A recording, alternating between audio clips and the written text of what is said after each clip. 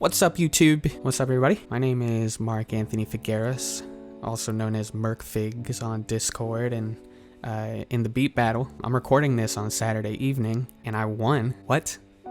I still can't believe it. I'm still kind of reeling a little bit. Huge shout out to everyone who voted for mine, and everyone who gave me love in the chat and on Discord. Thank you, Kenny, for choosing my beat and for asking for a breakdown, and I hope that I can do it justice. So if you don't want to hear about my musical background, like you don't really care, that's cool, but I do feel it's necessary to share a little bit so that you can get an idea of where I was coming from musically. If there were a spectrum between like producer engineers and like producers who have come out of like playing live and doing studio musician work, I definitely lean a lot more towards that musician instrumentalist side of it. Shout out to Todd Champ, because his breakdown, he got a lot more onto the technical side of things. He clearly had a good background in audio engineering, but he used his creativity to make it a lot more interesting than just like doing a good EQ, doing a good compression, whatever. As far as my background goes, I grew up playing music, I grew up singing, I grew up performing.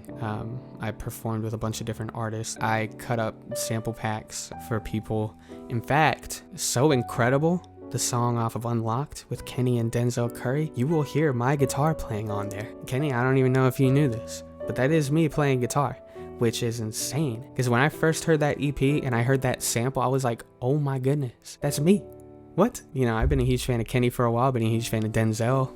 Denzel's from Miami, just like me. So I thought that was really, really cool. But besides all of that, I come from a very strong music theory background. I'm a theory nerd, but I'm not gatekeepy about it. I don't think there should be any judgment, because I think anybody who's involved in music, whether you're a songwriter, a singer, an engineer, producer, whatever you're doing, I believe everybody has some background in theory, or like has some understanding of theory. And also, you don't really need like a strong background in theory to make something that feels good and that sounds really good. I mean, I think it does help a lot, and it makes life a lot easier if you have a better understanding of what it is that you're doing, but you don't need it. So if somebody doesn't know a major chord, like, back off, let them do their thing. It doesn't matter. If they're making good music, they're making good music. The only reason that I mention that I'm a theory nerd is because it's gonna come into play later on in the breakdown. But let's get into it. It's so much better. How do you soul? There you go. Yeah, much better. How's yours? I want my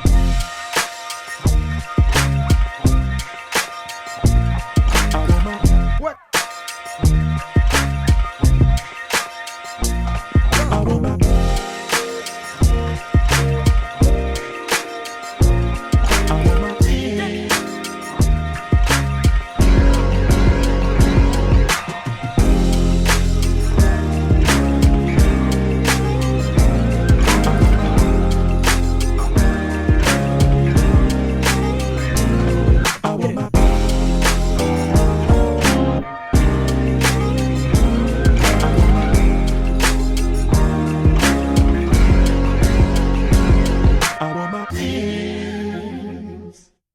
So for the intro, I found this song on a website called Radio O. It's a bunch of O's. I don't know how many O's there are. What's really cool about that site is you can pick a country and then you can pick a decade. So you can hear music from like Brazil in the 50s, or you can hear music from Russia in the 80s. But I actually found a song on there, I don't know, a few days before this beat battle, and I knew I wanted to sample it somehow. I just left it in the folder. The intro is basically taken straight from the actual song. I just did some adjustment to it. Here's what it sounds like regular.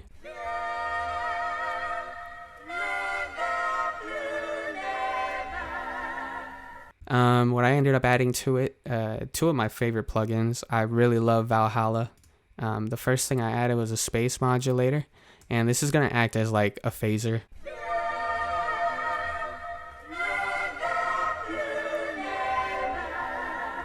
Right. Then I added the Valhalla vintage verb. I actually automated it because as soon as this ends without the verb, it just kind of cuts off. And I didn't want it to just cut off. I wanted it to last at least until the beat hit. It kind of pops up at the end, leaves a little bit more of a trail, and then the beat comes in. Next, we got the Chili's Talking Ambience. It's so much better. Barbecue sauce. There you go. Yeah, much better. Just wanted to throw something on top of this. Yeah, much better. so it wasn't just the music. I doubled up on the chords that the vocal stack was doing with an electric piano to give it a little more flavor.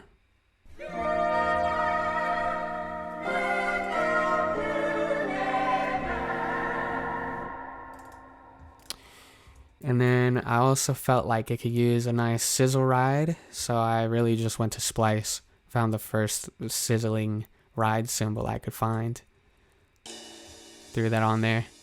Didn't really add anything to it because I thought it sounded good the way it was. And same thing with this tom roll.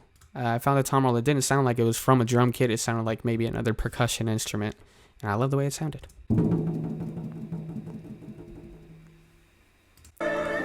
So we got all together. It's so much better. Under new soul. Yeah, much better. How's yours? Now you'll notice with this "How You Doing" it's cut off from the rest of it. That's because I wanted the D in "doing," "how you doing," I wanted it to hit on beat so that it's kind of setting you up for what the tempo is going to feel like. And since D is like a harder consonant, it kind of gives you a better feel for how you're going to be bobbing your head when the beat actually hits. How's yours? I did want to talk a little bit more about these chords, the electric piano chords. So, to the keyboard. All right, so here's what the intro chords look like.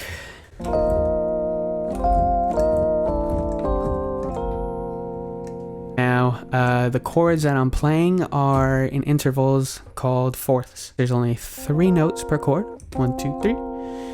And this is a fourth from each other. 1, 2. And then this is the fourth from each other. 1, 2. Now, what's really cool about fourths, I'm a huge fan of fourths. And one of the main reasons is because it opens up everything that you're listening to. So for example, with F, this is a dominant F chord. This is a minor F chord. And this is a fourth chord. Now it's neither major or minor because there's no third in it. Quick little side note, when he was playing with Miles Davis, Herbie Hancock used to use a lot of fourths because it allowed Miles Davis to have more freedom on how he was going to solo. He didn't have to choose between major or minor. He could just play basically whatever he wanted to. It gave him a lot more freedom and it made the music sound a lot better, honestly, in my opinion. Okay, so we're back.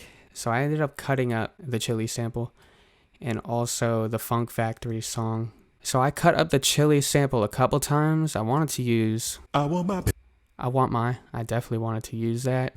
I wanted to have a little drone underneath, and I also used the Funk Factory sample for a nice drone underneath, stacked with this section of the Chili sample. Chili. So I cut that out, and then you got the part that says ribs, and I definitely wanted to use that as the outro because I thought it'd be fun to have them talk about baby back ribs right at the end, so that people remember what the sample actually was. Baby back ribs.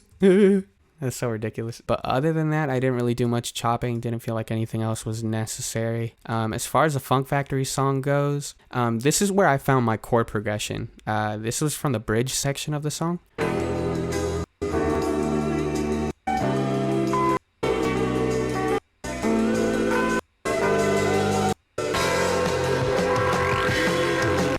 Now, what that is doing is it's just walking down an F natural minor scale, and I thought it could be really fun to play with that, so that's what I did. Here's what the chop sounded like for the walk down itself.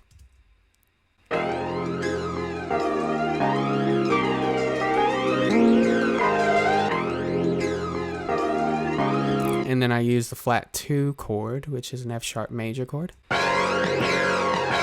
to give some hits right at the end. And then there's a vocal drone that I used during the first half of the beat. And that's just straight up from the intro of the entire song. I feel it's necessary to say that I had to fine tune the Funk Factory song that I chopped up. I had to add plus 50 so that I didn't have to tweak or detune any other instruments that I would be using throughout the rest of the beat. It was sitting right in between E natural minor and F natural minor. Now that drone, like I said before, I kind of used the Chili sample to get a drone too. This is what they sound like together. Just Chili's. Funk Factory. together. Now this sample right here, the hook sample specifically, it has a lot of ride and a lot of other cymbals, maybe a little bit of hi-hat. I didn't want those hits going on because I felt like it would take away from what the beat was actually doing. I felt like it might go a little off tempo. So I added Neutron 3 elements and I took out a lot of the low end, took out some of the high end. So this is what it sounds like without. This is what it sounds like with. It doesn't get rid of all of the hits that you'll hear, but it does get rid of enough to make it actually feel good with everything else. And then I also added a space modulator on it. You're going to see this plugin show up a lot throughout this breakdown because I really, really adore this plugin. It is free. It's the Valhalla space modulator, and I set it to doubler so that it would widen the sound. It would fill everything up really nicely. So this is what it sounds like without, and this is with. All right, so we got a couple chops for this chili sample showing up. That was the drone that I used. And essentially I used that drone to create a couple other instruments. I would be doing a few embellishments on some of the chords. This is the first one.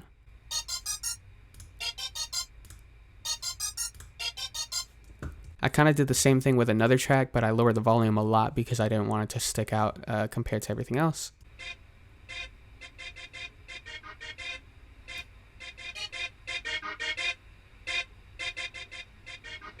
Just to add a little something extra. You can't really hear it super well, but you can feel it whenever that second section comes in.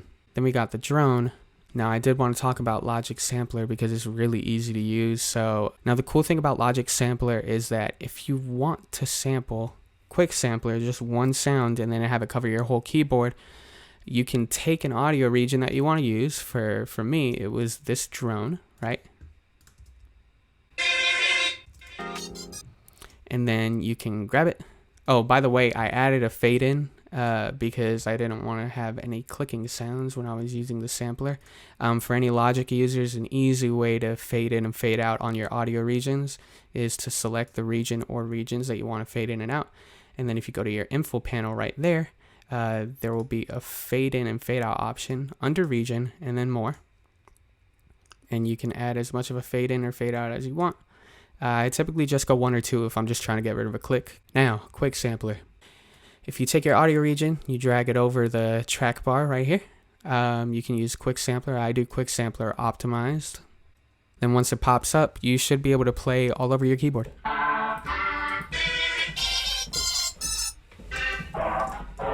Next, we'll move on to the chops that I left as regions rather than putting in the sampler, which simply enough, we have I Want My. For I Want My, I transferred it through Melodyne, which Melodyne, it's pretty easy to use, so I'll make a duplicate track so that I'm not messing this one up at all. If you have a sample that you want to use Melodyne for, you go into Melodyne within your DAW, you hit transfer, and then you play the region. Now that we have it transferred into Melodyne, what I did is I made sure they were all centered, and then I put them in the actual key, which is F natural minor. And then I took all of them and I lowered the pitch modulation until it was at 0, which essentially gives you the same effect as autotune. That's pretty much all I did to those, and then after that you can just bounce it in place and use it as you would like to. And that was pretty much it. I mute the track. You have to mute your tracks, by the way, when you transfer a Melodyne, because if you don't and you just mute the region, you're still going to hear the sound.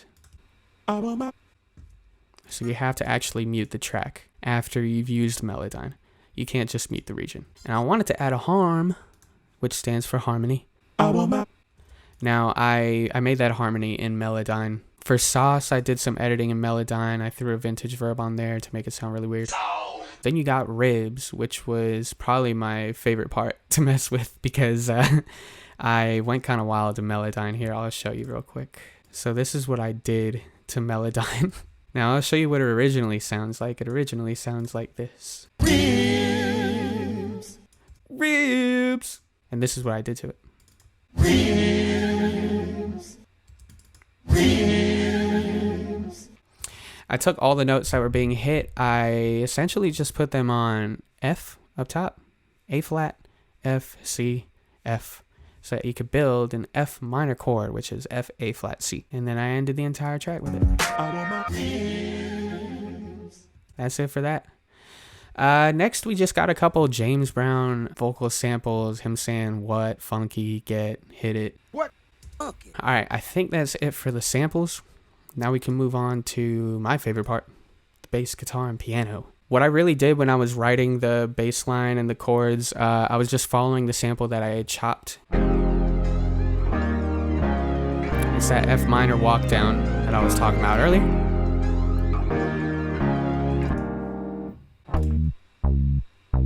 Now this bass is actually through Massive X.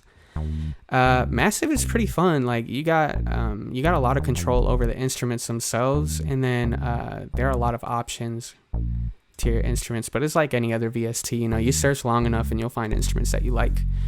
But listening back to it, it felt a little empty for a bass. Like it's not much there, right? So I added a guitar. Now for the guitar, what I ended up doing was there's a setting in Native Instruments guitar rig called Funky Ottawa. And then I also added an overdrive, which Logic's overdrive is actually really great. It adds a lot of warmth to whatever instrument you're adding it to. I left the tone at 1,000 because I wanted the guitar bass line to fill in the mid because there wasn't a lot of mid going on in the beat for a while. I added this little guitar lick thing.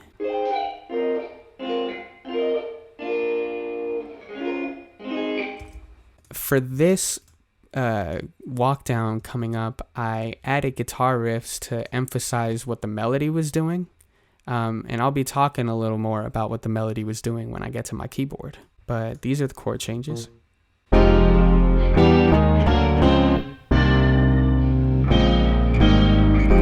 Now we're going to get to the E-piano and the piano.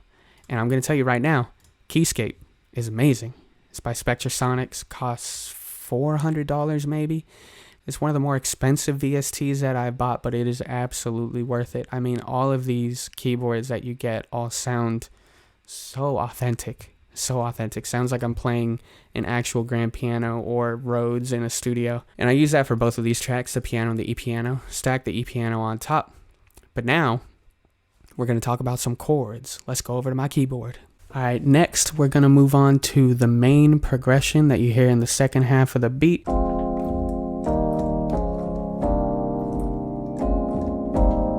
Now you'll notice that my left hand, which is essentially following what the bass is doing, is it's just walking down in an F natural minor scale. Right? And then my right hand is just filling in the chords together.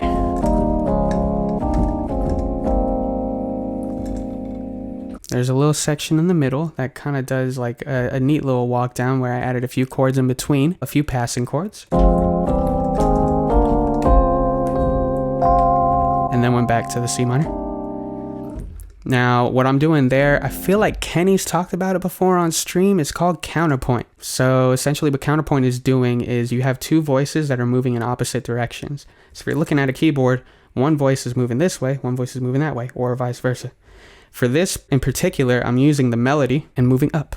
1, 2, 3, 4, 5. And then for the bass, I'm just moving down by semitones.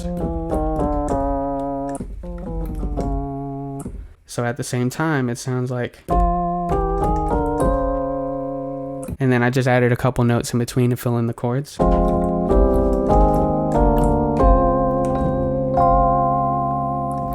And that's just some fun theory stuff. Like I said before, I'm a theory nerd, so thank you for listening. We'll go back to the actual session now. And we're back, which means it's time for some drums. A big mistake that I've made with previous beat battles was spending so much time on drum samples, one shot specifically. So for this beat battle, I said I'm really going to focus on loops. If I can't find a good loop, I don't know what I'm going to do. But I ended up finding good loops, and mainly thanks to The Count and to Kaylin Ellis. Now here is the main loop from The Count. It's called Raw Stuntin'.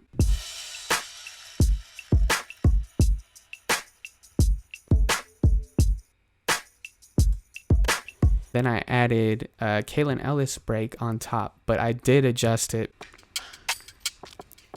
Now the reason that I did this is because I felt like the counts drum loop didn't really have enough going on for the offbeats. Like it was pretty straightforward.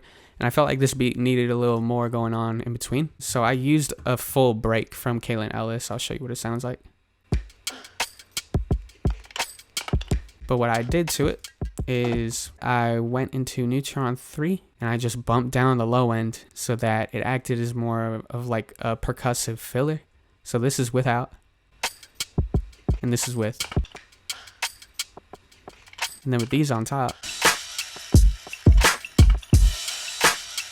it fills it in a lot more, fills in the gaps. I added a clap on every other snare hit. Now this hi-hat loop, so the hi-hat loop is very simple. I used Logic's time and pitch machine to make sure all these drum loops were at 172 BPM.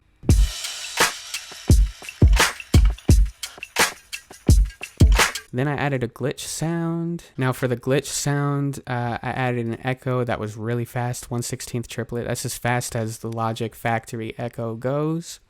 And I lowered the color down so that rather than like getting tinny as it echoed, it would get muddier as it echoed. This is what it sounds like without the reverb or the echo. And then with echo, and then with reverb. And lastly, for the drums, I added a ride by Kalen Ellis. It's a one shot, and I added it on 1 and 3 of each measure so that you could get a little more bounce. Now you'll see that I added the space modulator. It's back. And I did doubler again to widen it, but also so that it would act like a flanger. I think that's it for this breakdown. I feel like I've covered everything. If I missed something, I'm sorry. Leave it in the comments, whatever. But again, thank you so much to all of you who voted. Thank you to Kenny. Yesterday, Friday, I was in urgent care getting diagnosed with BPPV, which is a really stupid type of vertigo, and it ruined my entire week. But then today happened, and now my week is so much better. It's so much better. And I'm probably going to sleep well tonight because I got a ton of meds. Oh, and shout out to Ardmore, last week's beat battle winner, because as soon as I won this beat battle, I went on Instagram and messaged him, and I was like, hey man, what did you do for your breakdown? What programs did you use? Because I'm not super tech savvy with that, and he was very helpful. He gave me all the programs he used, and he was very kind about it. So shout out to Ardmore. Yeah, shout out to all of you, and keep making music. Please, just keep going. It'll pay off eventually. I really feel like it will. All right.